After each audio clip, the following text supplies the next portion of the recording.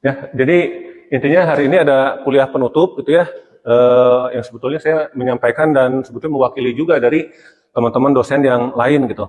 Nah, ini sekalian saja refreshing apa sih yang dimaksud dengan kuliah kemah kerja dan apa sih sebenarnya tujuan si kuliah kemah kerja itu ya. Walaupun nanti di akhir materi hari ini itu terkait dengan kira-kira prospek apa produk yang dihasilkan dari proyek kalian di lapangan itu sudah oke atau belum, sudah memenuhi kriteria atau permintaan yang ada di apa namanya KAK atau belum gitu ya.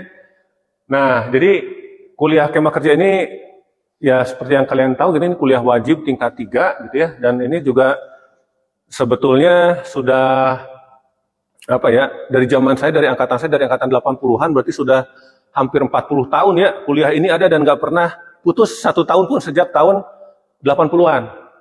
Ya. Nah, itu akan terus menerus. Jadi kalau kalian ngobrol soal kemah kerja dengan dosen-dosen yang bahkan senior pasti ngerti nih, pasti paham nih ada apa namanya nuansa yang kurang lebih sama. Dan bobot SKS-nya sebetulnya kalau dibandingkan dengan beberapa tahun yang lalu ini agak sedikit berkurang gitu ya. Dulu sempat kuliah kemah kerja itu 4 SKS. Kemudian dikurangi jadi sekarang ini 3 SKS. Nah, seperti yang sudah dibilang berulang-ulang kali juga gitu ya, yang namanya kuliah kemah kerja ini tidak ada materi baru gitu ya. Jadi prekuisit kemah kerja ini semua kuliah lah boleh saya bilang di tingkat-tingkat sebelumnya gitu ya. Jadi di sini ada kuliah mulai dari penentuan posisi kan ya di tingkat 2 ya, ada penentuan apa geodesi geometrik dan lain sebagainya sampai ke pemetaan tematik kartografi yang waktu kalian ngambil kemah kerja itu berbarengan ya. Nah, jadi ini semuanya jadi prerequisite. Kemudian ada hal yang baru tapi sifatnya bukan apa istilahnya bukan yang sifatnya pemahaman akademik ya, tapi lebih ke skill. Nah, terutama soft skill ini yang dipahami yaitu terkait dengan perencanaan operasi. Ya, terima kasih. Perencanaan operasi ada apa namanya kegiatan untuk aman ya, nanti di lapangan jadi perencanaan terkait dengan HSE dan seterusnya lah gitu. Nah, jadi ini yang menjadi apa namanya targetan di kuliah kemah kerja ini. Kemudian nanti akhirnya gitu ya, yang sebetulnya kuliah kemah kerja ini akan memberikan insight atau pengetahuan lebih atau pre-contribution atau pre-knowledge lah ya ke mata kuliah nanti kalian ambil di tingkat 4 ya. Contohnya ini ada fotogrametri, ada GIS, ada manajemen konstruksi kalau dulu ya, kalau sekarang diganti dengan WI walaupun kalian sudah ambil kuliahnya di semester ini. Itu. Nah, sedikit cerita mungkin ya, yang menarik juga sebetulnya dibandingkan dengan kurikulum yang lalu 2018 dengan sekarang itu agak beda ya. Kalau dulu tuh ini seingat saya Pak Irwan dan seingat saya ada Bu Sela dulu ya yang sempat menyusun apa silabus atau borang lah kalau zaman dulu gitu ya. Kurikulum 2018 itu ada 5 capaian pembelajaran atau capaian lulusan si kuliah di yang terkait dengan kemah kerja ini gitu ya. Nah, kalau sekarang itu ada Pak Brian mengusulkan udahlah katanya yang terkait dengan apa pedagogik yang terkait dengan apa keterampilan akademis asli gitu ya. Itu kita tanda kutip kita coret, kita tambah satu lagi yang sifatnya itu soft skill. Jadi kalau dulu memang di UTS, UAS itu kadang-kadang ada soal yang masih nanyain gimana cara ngitung apa poligon tertutup. Sekarang nggak ada kan ya.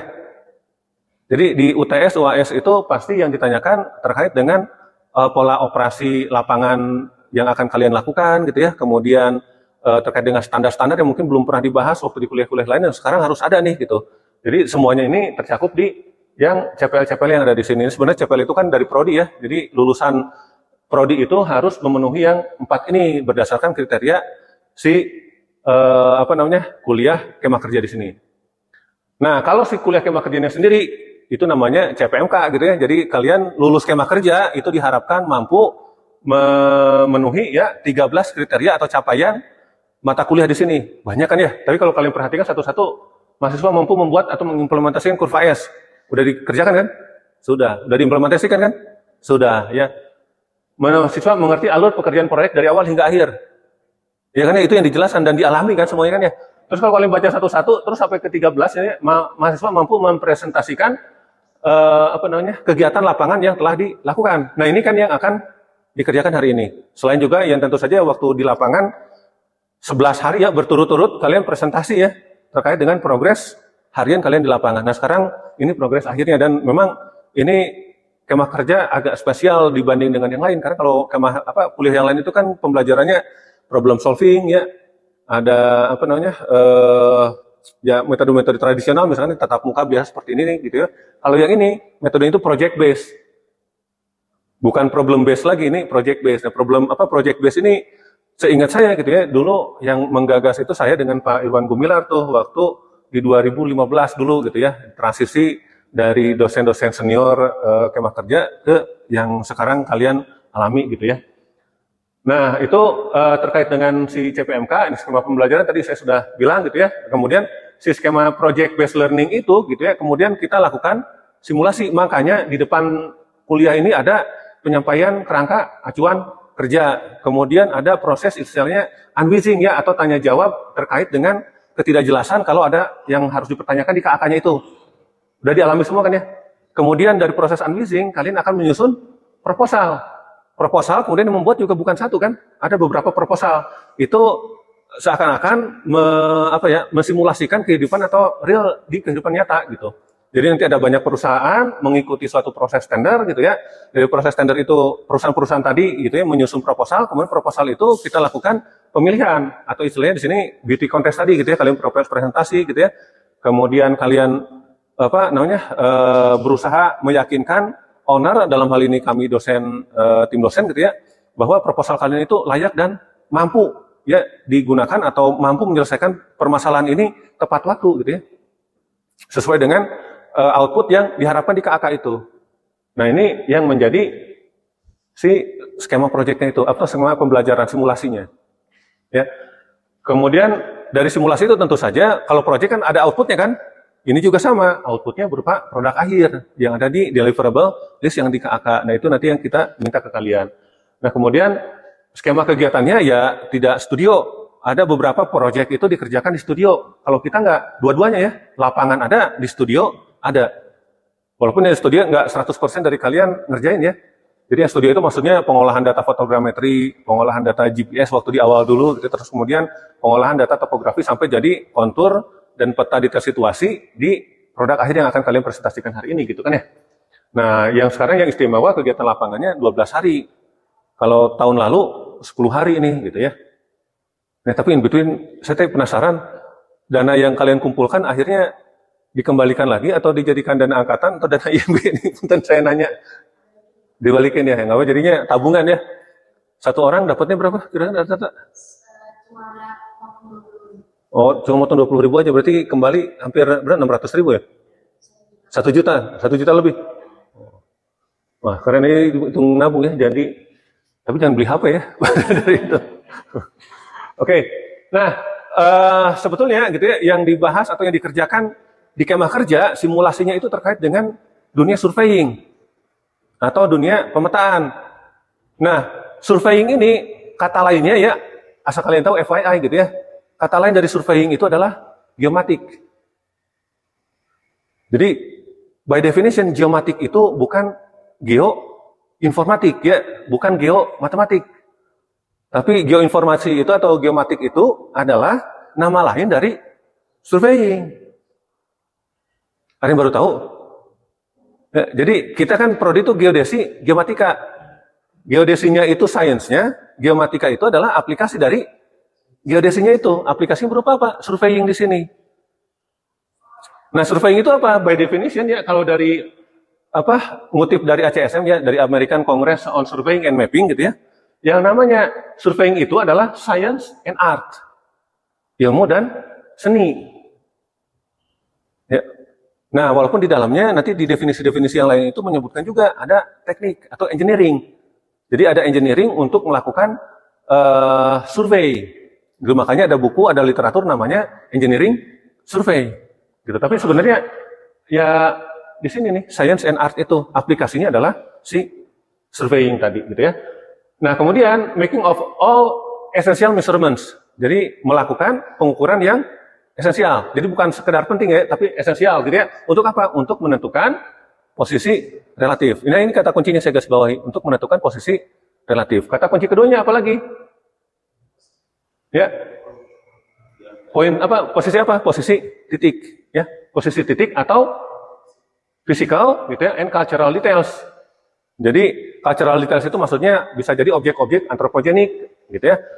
Kalau fisikal itu merujuk ke objek-objek yang sifatnya natural. Jadi objek yang sifatnya natural ataupun yang buatan manusia gitu ya. Objek yang natural, tutupan lahan, pohon, dan lain sebagainya lah gitu ya. Kalau buatan manusia ada jembatan, bangunan gitu ya, waduk dan lain sebagainya. Tapi yang jelas, kata kunci lagi, ada yang di atas permukaan bumi, or beneath the surface, atau di bawah permukaan bumi. Ya, di bawah permukaan bumi, contohnya terowongan, termasuk juga hidrografi. Karena hidrografi itu di bawah permukaan. Kalau di permukaannya apa? Air. Itu. Jadi ini masuk ke kajian kita. Makanya dulu kalau misalnya kalau ada wahana atau area gitu ya, yang ada wahana airnya, biasanya kemah kerja itu meliputi hidrografi juga. Jadi praktikum atau ekskursi hidrografi dengan kemah kerja itu sebenarnya dua barang yang nggak jauh-jauh beda. Di angkatan berapa saya lupa, hidrografi dengan kemah kerja itu berbarengan. 2014 ya. Itu ada berbarengan tuh. Jadi nggak ada ekskursi ke Pulau Seribu, tapi ekskursinya bareng dengan kemah kerja di situ. Menarik ya? Nah, tapi kayaknya angkatan kalian belum, nasibnya masih di pegunungan lah gitu ya. Oke, nah tapi intinya setelah ngukur objek yang ada di atas maupun yang di bawah permukaan bumi gitu ya, untuk apa? Untuk menggambarkan ya, untuk menggambarkan si permukaan atau yang ada di bawah permukaan bumi itu menjadi bentuk yang bisa dipergunakan, usable form. Nah, bentuk yang bisa dipergunakan apa di kita case-nya? Peta. Selain peta apa lagi? Ada yang namanya database gitu ya, dan lain sebagainya lah gitu. Jadi ini yang ada di slide berikutnya itu. Jadi yang di atas ini adalah metodenya macam-macam nih. Penginderaan jauh gitu ya, atau fotogrametri pakai drone, pakai pesawat beneran gitu ya. Ada yang pengukuran terestris, ada yang pakai GPS, ada situ pakai teodolit, pakai total session dan lain sebagainya lah gitu. Ini metode-metodenya. By the end, ini ada cara-cara atau metode-metode pengolahannya. Jadi masing-masing teknologi, masing-masing akuisisi data itu memiliki pengolahan data yang spesifik juga. Ya, nah ini ada banyak, tapi by the end gitu ya, itu tuh kita akan menghasilkan informasi spasial. Informasi spasial ini bisa berupa peta hard copy, atau yang lebih modern sekarang berupa basis database. Ya. Nah basis data ini kemudian yang berkembang jadi apa? GIS. Jadi prototipenya GIS itu adalah database. Jadi kalau kalian nanti buka file SAP itu kan ada beberapa ya. Nah, salah satunya adalah file database yang isinya hanya berupa kumpulan koordinat. Jadi sebenarnya database itu atau file SAP itu tidak jauh dari file Excel sebenarnya. Tidak jauh dari file tabel-tabel. Nah, ini yang kalian pelajari di kuliah database ya. Ada kuliah database nggak sekarang? Ada ya. Basis data itu mempelajari itu ya, yang basis data spaghetti gitu ya. Basis data topologis dan lain sebagainya. Nah, itu adalah sekali lagi cikal bakal dari si GIS. Jadi kalau GIS itu kerjanya overlay gitu ya, kemudian analisis data vektor raster, bukan itu ya. Jadi heart of GIS adalah database. Jadi intinya yang harus kalian produksi di kemah kerja itu juga harusnya berupa database di sini. Ya. Nah, kemudian ini jalan nih ya. Kalau tadi ini akuisisinya, ini domain pekerjaan yang kalian lakukan, maka sekarang prosesnya apa gitu ya. Kalau proses pemetaan yang dilakukan di kemah kerja juga sama ya. Mulai dari perencanaan, pengumpulan informasi itu apa? Kegiatan lapangan ya, pengukuran. Kemudian informasinya disimpan. Disimpan ini macam-macam ya. Ada yang di cloud, ada yang di hard disk, ada yang masih di alat, ada yang masih di catatan gitu ya, di sketsa dan lain sebagainya. Yang jelas dia harus disimpan. Dari data-data yang sudah dikumpulkan dan disimpan baru kita olah. Olahnya juga tadi ya sesuai dengan teknologi dan metode yang kita gunakan spesifik untuk menentukan posisi itu seperti apa. Baru setelah diolah kita sajikan. Nah ini yang mostly kalian kerjakan di Bandung kan ini ya. Kalau yang di lapangan, yang 3 ini kan. Makanya kalau misalkan lihat di kurva S, bobot paling tingginya itu ada di 3 ini kan, ada di lapangan nih. Gitu. Karena nanti kalau kalian koneksikan dengan biaya, yang 3 ini juga yang paling banyak makan biaya. Beda dengan teman-teman kalian yang di konsultan sipil. Di konsultan sipil itu kelapangannya sedikit. Tapi kerjaan studionya banyak gitu ya. Nah, kalau kalian masih ada yang berpikir bahwa pekerjaan apa namanya geodesi itu lebih murah daripada yang di sipil, enggak juga gitu ya. Dari pengalaman saya, semua pekerjaan engineering rate-nya sama. Yang membedakan biasanya tipe kerjaannya, ada yang studio, ada yang lapangan gitu ya, ada yang memang dia berpindah-pindah gitu ya dari satu tempat ke tempat lain, tapi lapangannya itu nggak kayak kita gitu. Ya teman-teman di geologi ada yang ke lapangan juga, tapi jumlah orang yang ke lapangan itu biasanya jauh lebih sedikit daripada tim di geodesi. Teman-teman di planologi mereka juga ke lapangan, tapi nggak ada yang keluar masuk hutan kayak kita gitu ya. Jadi kita agak in between lah gitu. Nah, tapi yang saya harapkan gitu ya, ketika kalian lulus skema kerja, kalian tahu nih, waktu perencanaan pemetaan itu yang harus dilakukan apa sih gitu ya. Gimana sih caranya ngumpulin informasi spasial di sini? Bagaimana data itu disimpan, di-manage gitu ya. Bagaimana data-data yang sudah dikumpulkan harus diolah, dianalisis, dilakukan quality check, di QC. Ya. Kemudian setelah data itu diolah, di QC dan lain sebagainya, kita menyajikannya pun harus bisa. Ya, jadi kuliah ini memang all in lah ya, macam-macam nih.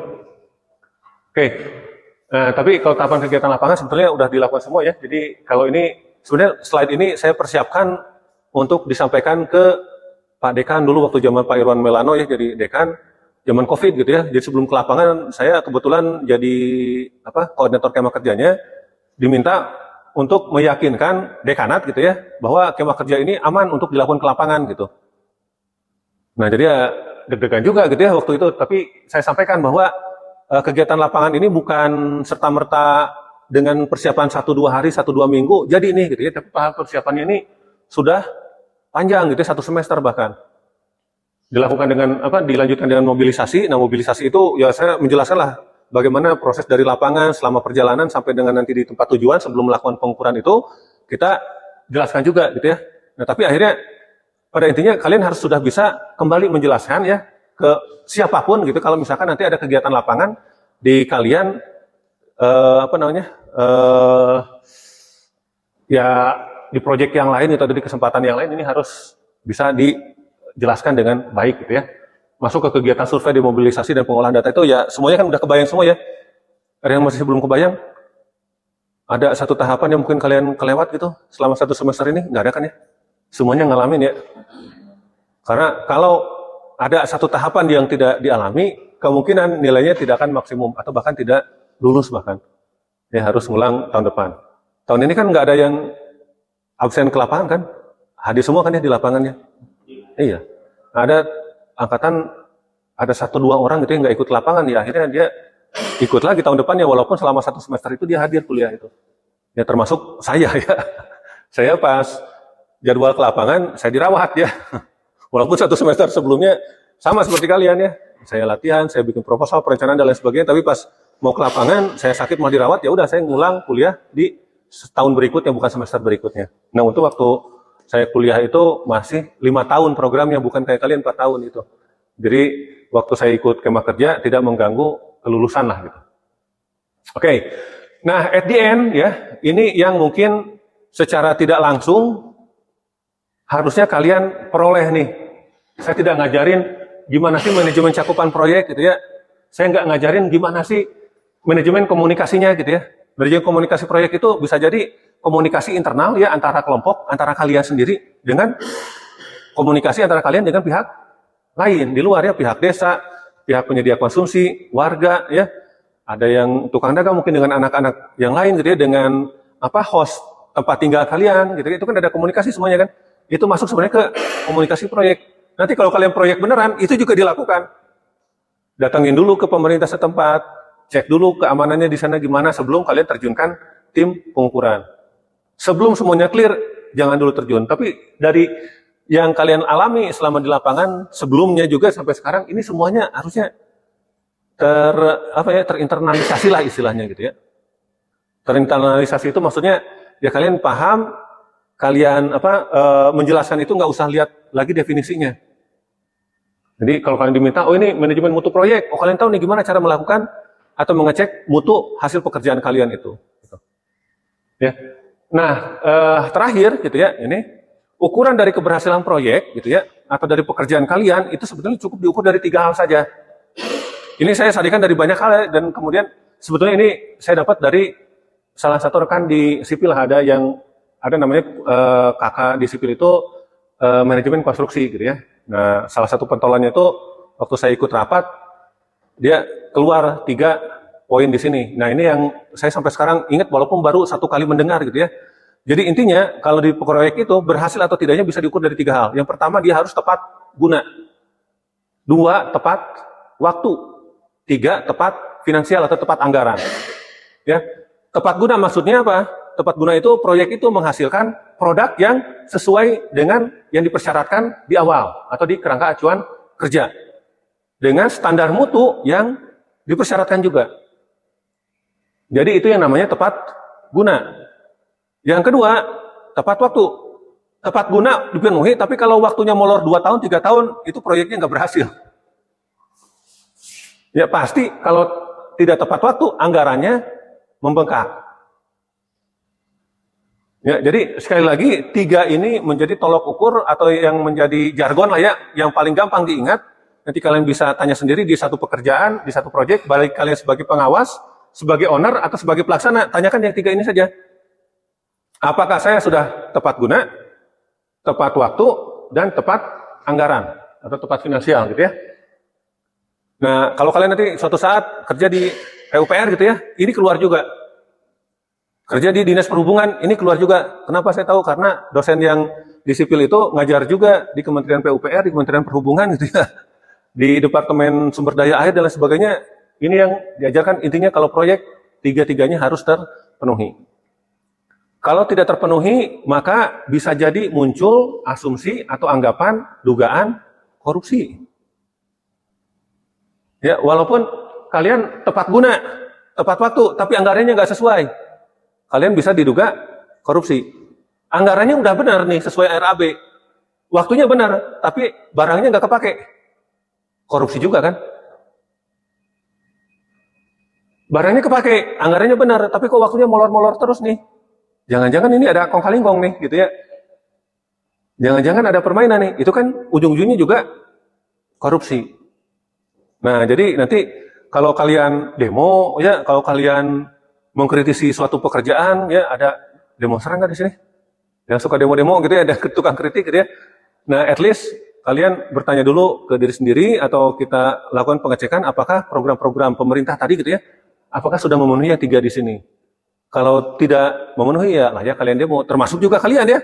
Nanti kalau kalian bekerja, apakah 3 ini terpenuhi atau tidak? Ya intinya ada di sana. Nah berikutnya sebetulnya ya kita bakal mengevaluasi ya hari ini apakah produk yang kalian lakukan itu atau kegiatan yang kalian lakukan di sini itu sudah memenuhi yang 3 aspek di sini. Jadi ujung-ujungnya kita bisa menyatakan apakah proyek ini atau kemah kerja angkatan ini berhasil atau tidak. Ya walaupun sejenak gitu ya kita bisa ambil sedikit kesimpulan dari pertanyaan saya tadi, dana yang kalian kumpulkan dikembalikan atau tidak. Artinya di sini ada potensi tepat anggaran itu terpenuhi, gitu ya. Tepat anggaran terpenuhi dibuktikan dari apa? Dari bukti-bukti pengeluaran biasanya, kwitansi, ya. Kemudian catatan-catatan pengeluaran yang lain itu harus demikian rupa sesuai dengan apa yang kita rencanakan di awal. Tepat waktu dong ya. Karena janji kalian tanggal berapa? 28 ya. Sekarang baru 27 nih. Nah, berarti tepat waktu. Walaupun sekarang presentasi belum tentu pekerjaannya selesai kan ya. Bisa jadi masih ada revisi ya atau ada pekerjaan lain yang mungkin lewat waktu, tapi intinya kita bisa bilang 98% kalian sudah tepat waktu. Karena dari biaya pun kalaupun ada revisi setelah hari ini itu dari anggaran atau dari segi biaya gitu ya itu sudah tidak signifikan. Itu. Nah, tinggal yang ini nih tepat guna atau tidak nih. Tepat guna atau tidak mari kita kembalikan atau kita berkaca ke kerangka acuan kerja yang di awal. Apakah sudah sesuai dengan yang dipersyaratkan di KAK atau tidak ya, itu saja. Oke, sampai sini ada pertanyaan?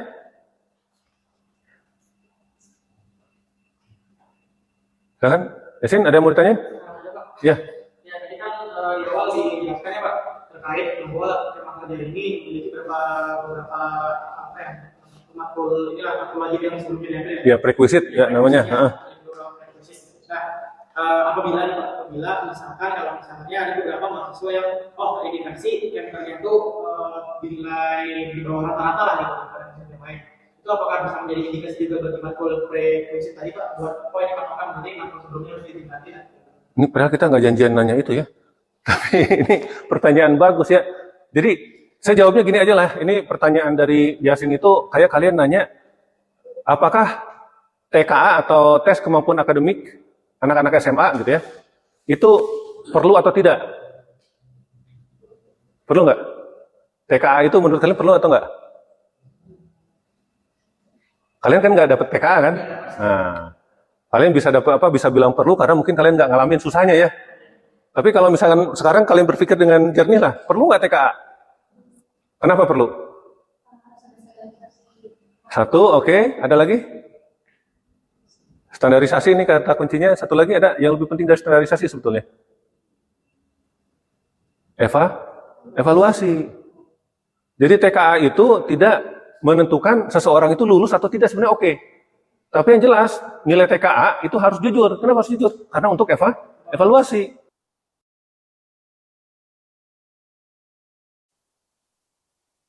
Kalau rasio antara lebar legenda ya dengan lebar buka peta itu, sehingga saya itu ini terlalu dominan ya legendanya itu ya? Atau ada standar lain di kalian itu? Izin jawab Pak. Untuk kita sendiri kan sebelumnya kami sudah konsultasi ya ke Mbak Briannya terkait alternatif untuk pemakaian peta skala yang besar gitu Pak di lebih besar dari yang ada di sini gitu kan. Ada beberapa pendekatan Pak yang kami pelajari, pendekatan dari Pak Riki, kemudian pendekatan dari Pak Sudarman. Nah, hasil kami setelah mempertimbangkan beberapa hal, kami memakai pendekatan dari Pak Sudarman gitu. Yang mana pendekatan dari Pak Sudarman itu mengatakan bahwasanya untuk ukuran kertas A1 muka petanya atau viewportnya itu haruslah berukuran 500,8 mm dikali 501,469 mm Pak. Sehingga kami jadikan dulu viewport tersebut di peta, barulah sisa-sisanya kami jadikan sebagai pelengkap-pelengkap yang lain. Ya, jadi itu sebenarnya itu juga disampaikan ya. Kalau muka peta sebenarnya nggak ada masalah. Muka peta itu ada aturannya pastilah gitu ya. Tapi kalau legenda, nah ini sebenarnya dia menyesuaikan dengan teks kita lah gitu. Cuma sehingga saya kalau selebar ini tidak di tes KPIG. Dan kenapa tes KPIG ini saya singgung? Karena biasanya tes suatu institusi kadang-kadang itu berubah menjadi standar. Nah kalau secara overall kalau kalian cek ya di peta 125.000, 150.000, 110.000 bahkan gitu ya, itu tuh rasio antara muka peta dengan lebarnya si informasi putih atau informasi tambahan di sini legenda dan sebagainya gitu ya, itu tuh mirip-mirip sebenarnya. Nah kalau yang ini kan mungkin ya tujuan kalian memaksimais ruang kosong yang di A1 kalau misalkan lebar petanya sekian gitu kan ya. Nah tapi sebetulnya di BMG pun si ukuran kertas walaupun A1 itu tuh tidak full penuh sampai ke ujung-ujungnya tuh. Tapi nggak apa-apa lah kalau misalnya ada justifikasinya, jadi ini untuk mas-mas lagi udah di ujung juga ya. Tapi itu salah satu kritisasi saja sih sebenarnya. Terus kemudian yang kedua tuh nggak tahu mungkin belum disampaikan juga ke kami tim dosen di grup gitu ya, output tambahan sih sebenarnya. Jadi output yang satu lokasi area pemetaan, seluruh area pemetaan itu jadi satu lembar peta supaya nanti bisa dipajang ya di bawah. Kita mungkin belum ada instruksi karena ini belum lolos QC Bapak ini. Jadi siapa tahu tidak layak tayang gitu ya, atau kalian belum pede gitu ya. Biasa mungkin itu ada tuh enggak? Udah ada ya. Karena skalanya berbeda ya. Karena skalanya beda tuh. Ya. Kalau ini skala 100.000 ya. Ya. Kalau yang di itu skala 1 berapa? 1/4.000. 4.000. Jadi yang 1/4.000 nya skalanya nanti yang tulis di sini cukup skala bar aja lah gitu. Oh siap. Karena kalau 4.000 kan angkanya ini selebihnya si panel yang ada di bawah itu aja sih sebenarnya.